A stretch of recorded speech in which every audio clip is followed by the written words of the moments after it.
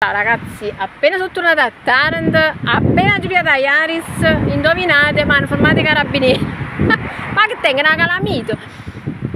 Anzi, niente, ho detto, ma perché mi avete fermata? Giusto così per capire. Ha detto il maresciallo, quale domande le faccio io?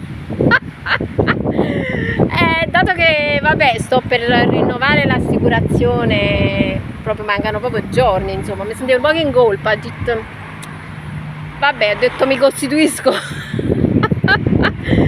Vabbè ragazzi, è andato tutto bene perché vabbè, era tutto a posto, comunque fondamentalmente non c'era nessuna cosa grave, diciamolo dai, perché fanno sempre il loro dovere i carabinieri sono i carabinieri.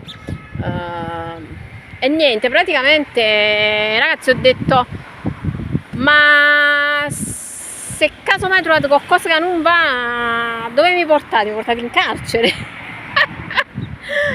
Ho detto scusate, ma posso fare una domanda? E ho detto sì, ma voi volete fare troppe domande? Le domande quali dobbiamo fare noi? Ho detto ma come si chiama carcere di Taranto? Ha detto sì, si chiama carcere di Taranto. E vabbè, il mio, ho detto ma questa si chiama carcere di Poggioreale.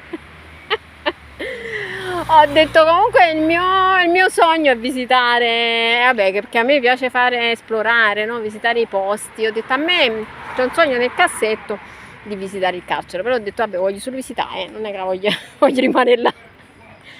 Vabbè, comunque alla fine è venuto a Tarallucce B. Siamo napoletani ragazzi, da finire forza a Tarallucce B. Ragazzi, comunque mi è andata bene, mi è andata di lusso anche stavolta, va bene, sto senza pensiero, e voglio, e quando ci faccio